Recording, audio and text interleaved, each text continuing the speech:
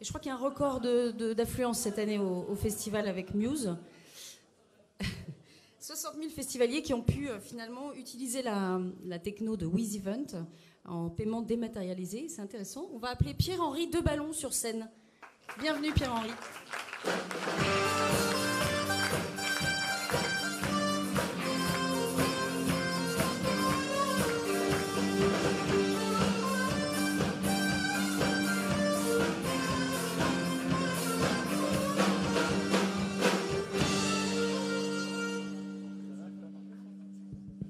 Bonjour à tous. Vous m'entendez bien? Oui, parfait. Merci.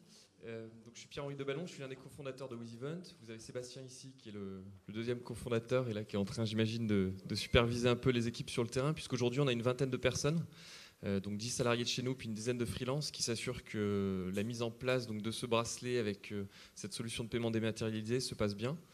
Donc, on est là depuis lundi, et on est un peu fatigué aussi. Je vais vous dire un petit mot déjà sur WizEvent pour que vous sachiez ce qu'on fait, parce que ce métier avec les puces et notamment donc, toutes ces consommations que vous allez pouvoir faire de façon très rapide au bar, c'est notre deuxième métier, en tout cas on y vient, c'est dans le prolongement de ce qu'on a lancé. Donc en fait WizEvent, on a commencé l'aventure en 2008 et à l'origine on était des organisateurs d'événements, donc pas aussi gros qu'ici, mais un événement qui aujourd'hui compte à peu près 60 000 personnes dans 6 villes, donc 10 000 personnes par ville. Et en 2006, quand on crée cet événement, notre problématique était de vendre des billets.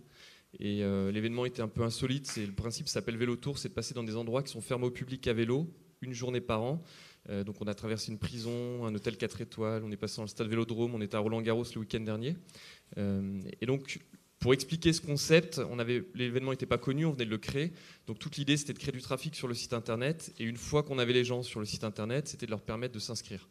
Donc là on leur montrait des vidéos, pas mal d'explications. Et après, pour s'inscrire, on est en 2006 et nous, on appelle la FNAC et on dit à la FNAC, vendre des billets pour nous, c'était la FNAC. On voudrait vendre sur notre site internet. On veut le faire maintenant parce qu'on est pressé. C'est notre génération, on veut que ça aille vite.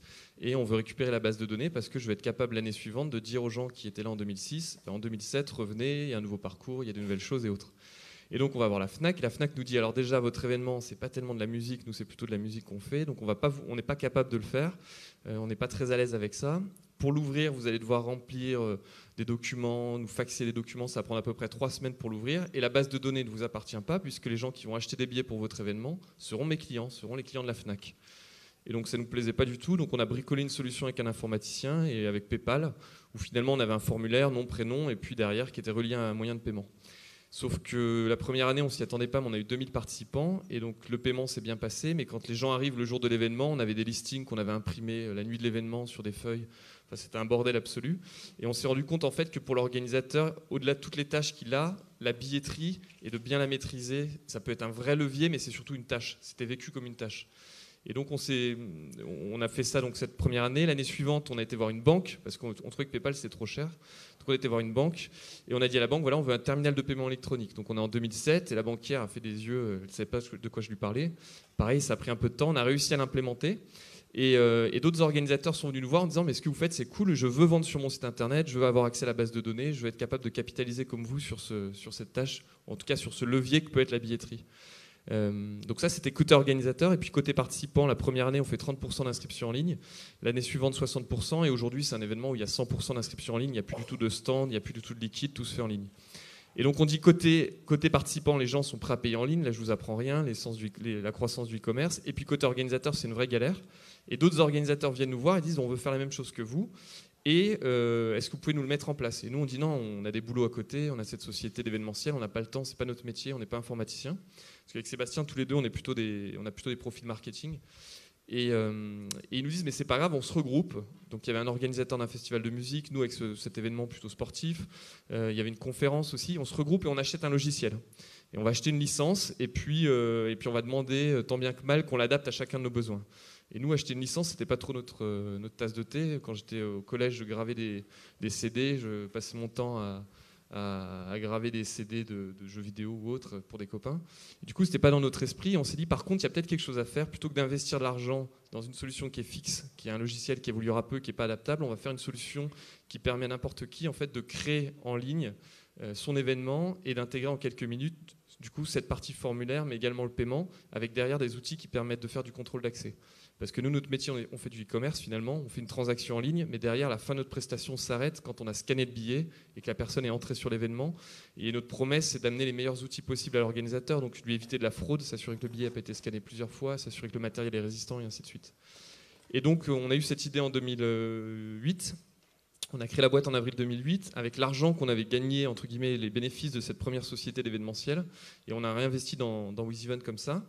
Et on a lancé le produit. Donc on a fait appel au début à une agence de développement extérieure. On n'avait pas les compétences techniques chez nous. Et puis là, c'était un vrai calvaire. C'est-à-dire qu'on pensait que ça allait être prendre 3-4 mois. Ça a mis 9 mois, voire 12 mois à être opérationnel. Et la première année, on a vendu 30 000 billets. Et donc en gros, pour faire simple, on gagne 1 euro par billet vendu, puisqu'on prend une commission sur chaque billet vendu. Et l'année suivante, on a fait 150 000 billets, 400 000, et aujourd'hui on fait à peu près, cette année je pense qu'on va faire 4 millions de billets vendus. Donc ça c'est des billets payants, et après on gère aussi des événements gratuits, puisque on permet à des organisateurs finalement de créer un événement qui est complètement gratuit. Il a les mêmes fonctionnalités que des événements payants, mais derrière il n'y a pas la notion d'encaissement d'argent. Et là on en fait à peu près 2 fois plus, c'est-à-dire que cette année en tout on fera donc 12 millions, 8 millions gratuits et 4 millions de billets payants. Donc aujourd'hui, on est une petite cinquantaine de salariés un peu moins que ça. On est une quarantaine. Sur Paris, on a 3 salariés au Canada où on a ouvert un bureau et on est en train d'ouvrir un bureau en Espagne. Et donc là, pour nous, on pense que sur juste le marché français, on est capable de multiplier par 5 ce qu'on fait aujourd'hui. C'est-à-dire que chaque année, on a une croissance de 100% depuis le lancement. C'est-à-dire que chaque année, on se dit, au début, quand vous partez des 30 000 billets, faire 60 000 l'année suivante, c'est assez facile. Et puis aujourd'hui, quand l'an dernier, on a fait ces 2 millions de billets, dire on va faire 4 millions, c'est un peu plus compliqué, mais on a un espèce d'effet d'entraînement qui est très fort. Il y a un bouche à oreille autour des organisateurs. Et donc ça, c'est notre métier sur la billetterie en ligne. On va faire, je pense à peu près, pour vous donner quelques ordres de grandeur, 80 millions d'euros de chiffre d'affaires cette année, sur lequel nous, on prend une commission. Et la société est rentable depuis le début. On a quand même fait une levée de fonds. Et on en parlait avec Sébastien il y a quelques jours. On aurait pu se passer de cette levée de fonds.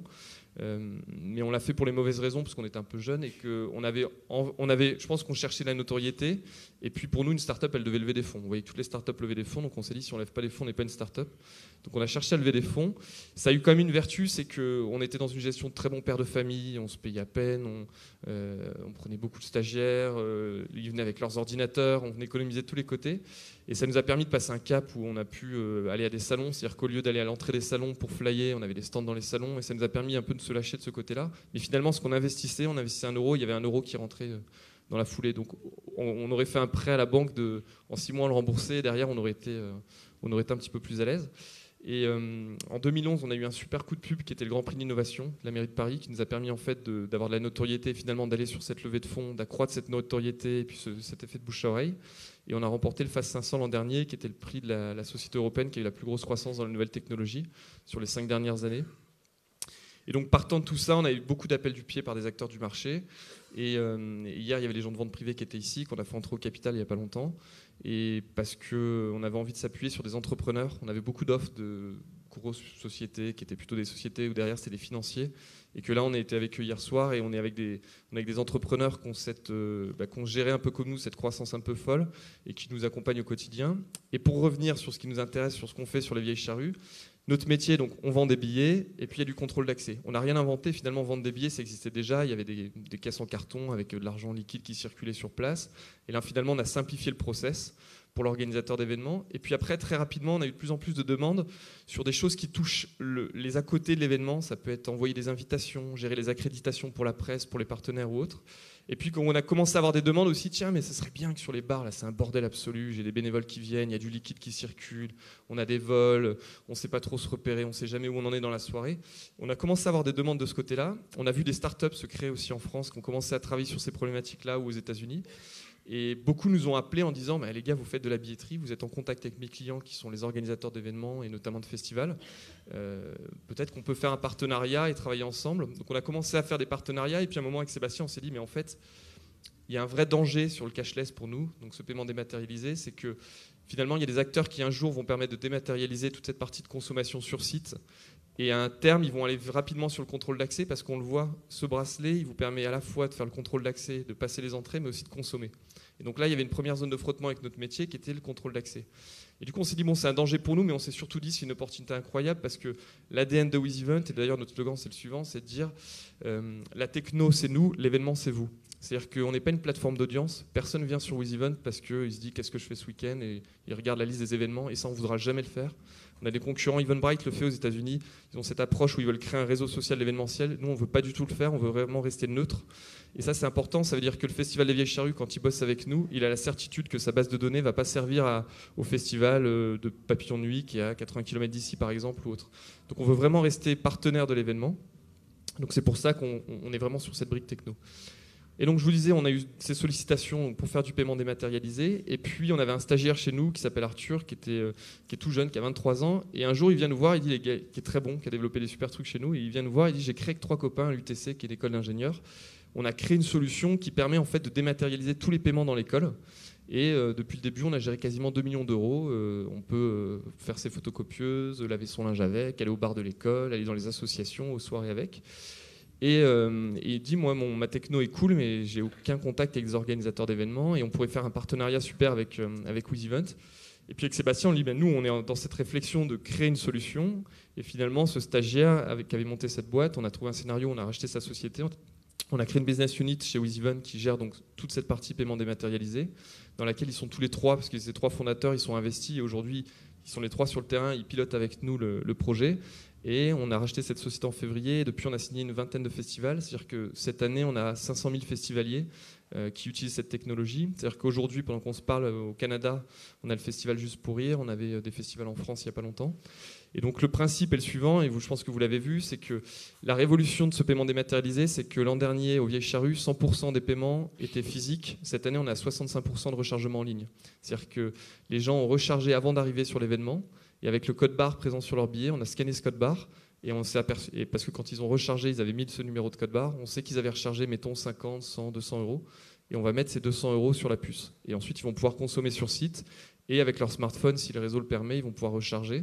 Et donc cette année, ce qui est intéressant pour les Vieilles Charrues, il y a ce passage, beaucoup moins de liquide à gérer. C'est-à-dire qu'ils ont moins de personnes de la Brinks pour faire les transports de fonds.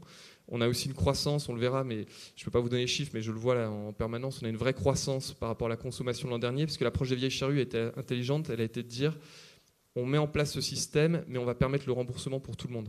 Et du coup, ce qui permet de...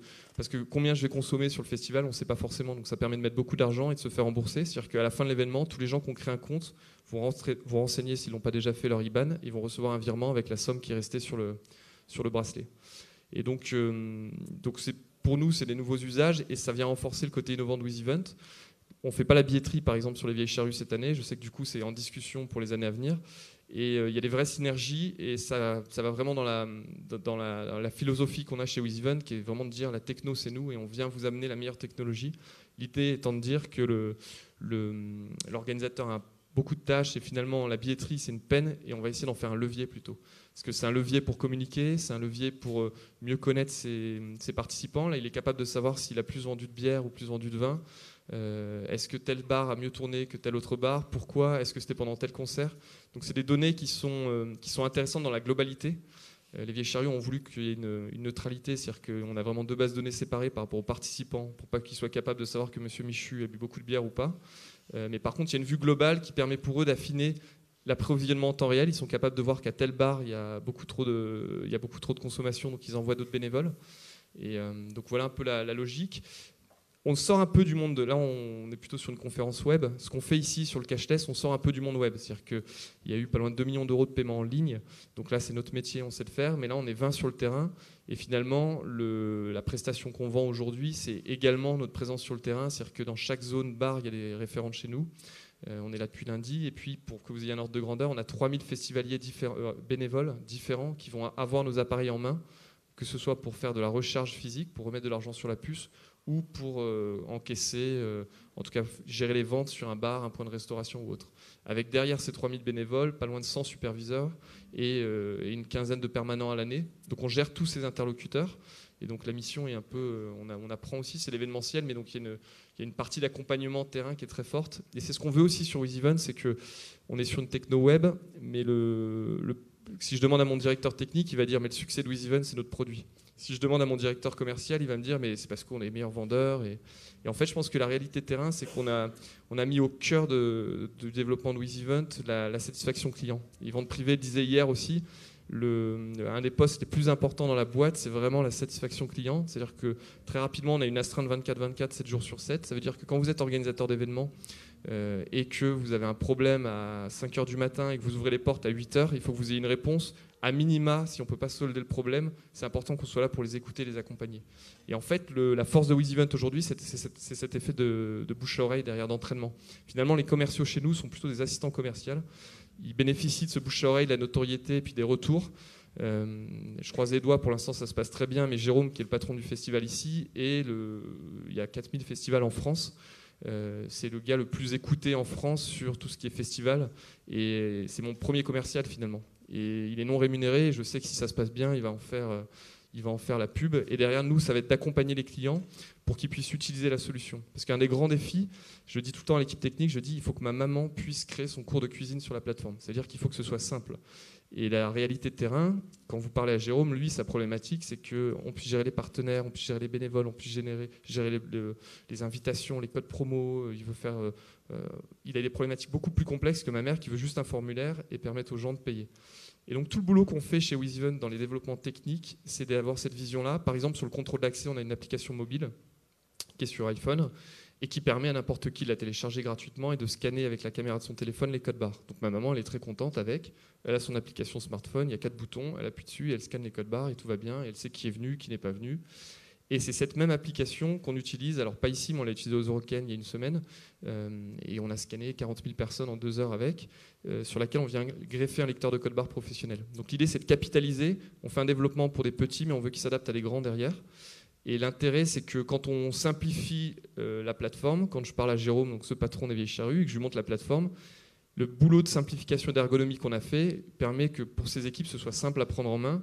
Et à l'inverse de certains concurrents qui vont facturer de la formation, qui vont envoyer des gens sur le terrain pour expliquer comment marche le logiciel, nous, on veut surtout pas. On veut que les gens soient autonomes avec. Et s'ils sont autonomes, ils vont en faire un outil et pas une tâche. S'ils doivent appeler à chaque fois quelqu'un qui leur explique comment faire. Donc ça, c'est l'intérêt. Et l'autre intérêt, quand on développe des fonctionnalités pour des très grands organisateurs, c'est que derrière, ça se répercute sur des plus petits.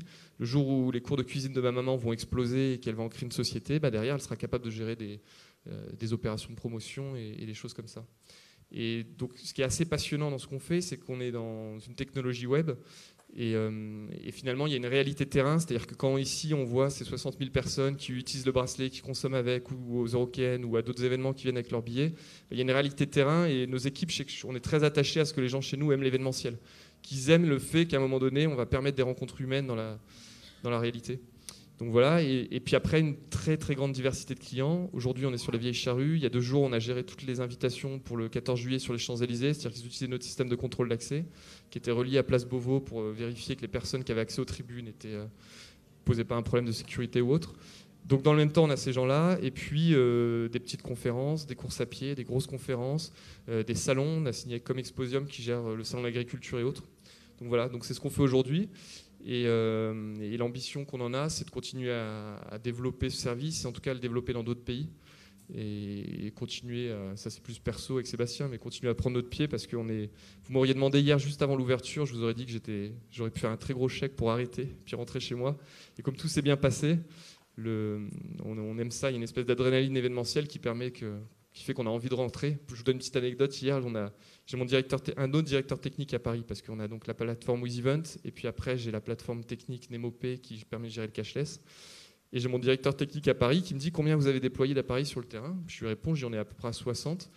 Et il me dit combien vous comptez en déployer. Je dis d'ici une demi-heure, on va être à 150. Et sa réponse, c'était 1 heure avant l'ouverture. Il me dit vous entrez à un terrain connu, Apollo, bonne chance. Et donc à ce moment-là, voilà, moi, je transpirais, j'étais pas bien, c'était affreux. J'aurais voulu partir dans un autre pays très loin. Et globalement, ça s'est très bien passé. Et en fait, ce qu'on a découvert par la suite, c'est que les 75%, on a un backup toutes les heures qui fait monter un de nos serveurs, pas tous, sur cette puissance à 75% tout le temps. Et en fait, c'est un fonctionnement normal. Mais à ce moment-là, j'avais l'impression que c'était pas du tout normal et puis on avait peur que ça se passe mal. Il faut que vous vous rendiez compte, sur cet événement, il y a 2 choses qui peuvent faire que l'événement s'arrête, pas de musique ou les gens ne peuvent pas consommer.